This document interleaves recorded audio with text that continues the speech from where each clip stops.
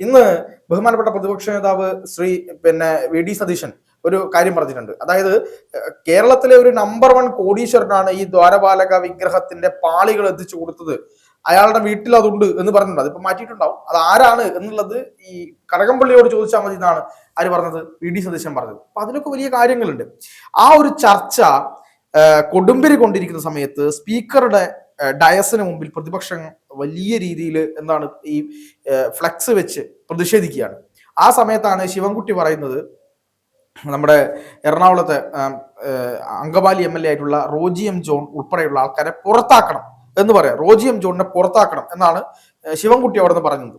അപ്പൊ അത് കണ്ടപ്പോ ഞാനിങ്ങനെ ആലോചിച്ചു, ശിവൻകുട്ടിയാണ് കുറച്ചു മുമ്പ് സോളാർ കേസ്, അതായത് ഉമ്മൻചാണ്ടിയുടെ ഭരണകാലഘട്ടത്തിൽ സോളാർ കേസിന്റെ പേരിൽ ഈ പറയുന്ന ഇതേ ന്യായീകരിച്ച ശിവൻകുട്ടിയും കേരളത്തിലെ ഇടതുപക്ഷ മന്ത്രിമാരും കൂടെ അവിടെ മൊത്തം ചവിട്ടി മേധിച്ച് ഈ പാവപ്പെട്ടവന്റെ പണം കൊണ്ട് ഉണ്ടാക്കിയെടുത്ത കമ്പ്യൂട്ടറൊക്കെ എറിഞ്ഞ് പൊട്ടിച്ച് ഒരു മര്യാദയുമില്ലാതെ താണ്ഡവമാടി. എന്നിട്ട് ഞങ്ങൾ അത് ചെയ്തിട്ടില്ല, ഈ ജനങ്ങൾ മൊത്തം കണ്ടുകൊണ്ടിരിക്കുക, ഞങ്ങൾ അത് ചെയ്തിട്ടില്ല എന്ന കള്ളം പറയുന്ന ആളുകളാണ് ഇവരെന്നുള്ളത് നമ്മൾ മനസ്സിലായതാണ്. ആ ആളുകളാണ് ഇന്ന് ഇവർക്കെതിരെ പറയുന്നത്.